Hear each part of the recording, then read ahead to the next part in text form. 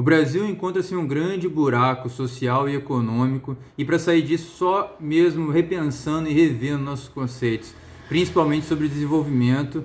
E nesse ponto, nesse caso, hoje eu queria falar sobre o desenvolvimento urbano e nossa visão sobre o urbanismo e a nossa vivência em sociedade, né? A cidade, ela não foi pensada para que a gente viva nela, né? Para que a gente habite e circule na cidade. Na verdade, ela é justamente um lugar de transição, de passagem.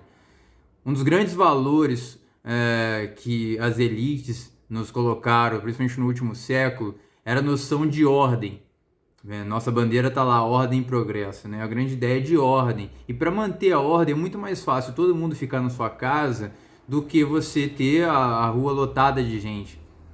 Tanto é que as reformas urbanas famosas, como foi lá em Paris no século XIX, no final do século XIX já, eles pensaram que eles começaram a criar grandes ruas, ruas muito grandes, para que fosse evitado ser feito barricadas, e um controle social muito mais fácil. Você pega uma via enorme para você controlar o descontentamento da população e o fluxo de pessoas. A mesma coisa acontece em Brasília, por exemplo. Se você nunca foi em Brasília, mas você pode ver ali as imagens do Planalto Central, a rua é gigantesca, gigantesca. Para você colocar ali e encher aquela rua, você precisa de centenas de milhares de pessoas, ou mesmo milhões, para fazer algum tipo de protesto.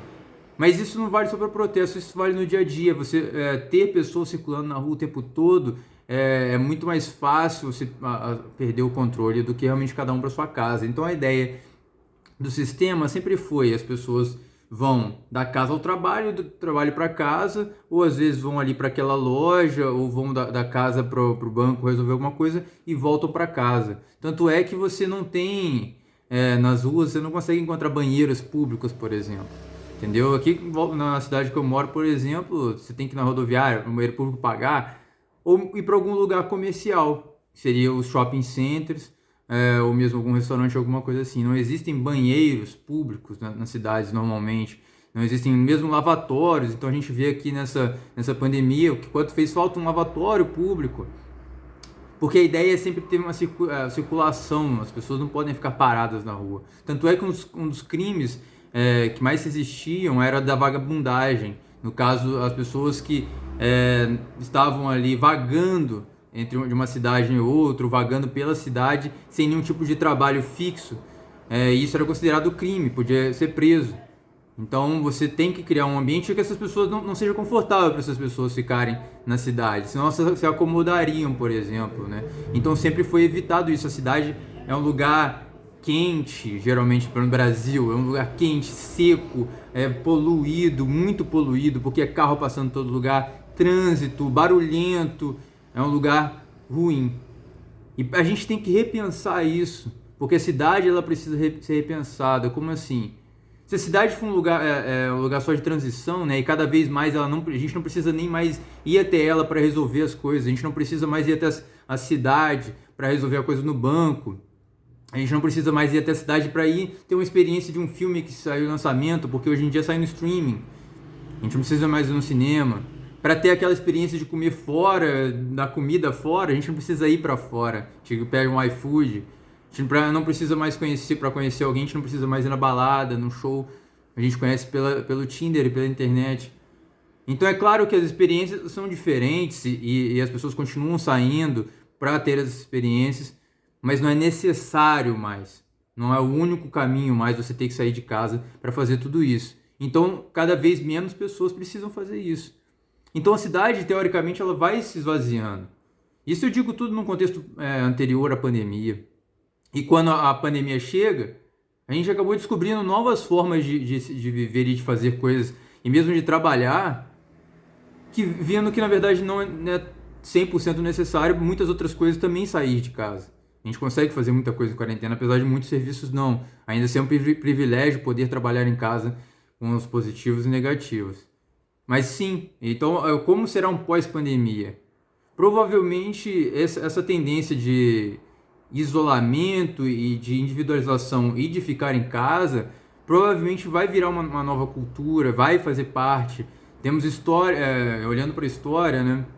Como que pandemias, na verdade epidemias, pestes nos países mudaram, de certa forma, a forma de comportar das pessoas na sociedade, né? Isso provavelmente vai ser um ponto. Então, a cidade ela vai morrendo, vai se esvaziando. Só que a nossa economia ainda é muito dependente de uma sociedade, nosso desenvolvimento. Se você pegar a quantidade de empregos que o comércio ainda gera, né? Eu moro numa cidade industrial, tem a maior siderúrgica da América Latina, e ainda assim o emprego que ela gera bate com o do comércio na cidade. Imagina se as pessoas param de ir no comércio físico e começam a comprar no comércio eletrônico. Ah, mas aí vai substituir o emprego por entregador, mas a conta não bate, vai faltar, o desemprego vai aumentar, sem dúvida. Porque a gente compra na Americanas.com, e em vez de comprar na Americanas por aqui, por exemplo, Americanas.com emprega gente de outra cidade, não é da minha. E ela paga o IPTU do prédio, do prédio dela lá, em outra cidade, não é aqui. Aqui, se a Americanas daqui fechar, a gente vai perder imposto. E como que essa nova cidade vai se constituir? É isso que a gente tem que ir repensando e construir uma cidade para o século XXI, para a nova realidade. Um dos pontos principais e fortes é pensar a própria mobilidade urbana, onde a mobilidade urbana ela seja um direito. Você sair de casa para ir para algum lugar dentro da cidade, se locomover nela, seja um direito, não um privilégio, como é hoje, há muitos anos. E todos os governos, desde antes do JK até o Lula e Bolsonaro, todos eles visaram o carro como o principal motor, locomotor do desenvolvimento urbano, né? Isso é um problema, porque o carro ele polui muito mais, ele cria muito mais trânsito, porque ele carrega uma ou duas pessoas ali e ocupa um grande espaço. Não, você não pensa, as cidades, é raro as cidades terem uma ciclovia, que por vários motivos polui muito menos, é mais saudável para a própria pessoa, é mais barato para você manter uma rua que precisa de uma ciclovia do que uma rua que precisa passar carro. E o grande ponto deve ser a locomoção e a mobilidade coletiva, como os ônibus, e colocar os ônibus como direito, de preferência ônibus limpos, que já existe essa tecnologia, ônibus elétricos, e que garantam como direito. Direito como? O direito é colocar ali gratuito. Não tem outra questão. Se é para ser direito, ele tem que ser gratuito, porque você não precisa de ter 50 centavos para andar, porque tem gente que não tem. Ou que esses 50, às vezes tem, mas esses 50 centavos, ida e vinda, R$1 por dia, vai fazer diferença para a pessoa. Vai fazer, a gente sabe a realidade que a gente vive hoje, onde a carne é R$50, o gás é quase 100. Então, assim, para ser direito tem que ser gratuito, e é possível através de mecanismos em cada cidade e com o governo federal de subsídio. Isso é possível e sai no final das contas mais barato, já é um consenso entre quem estuda isso.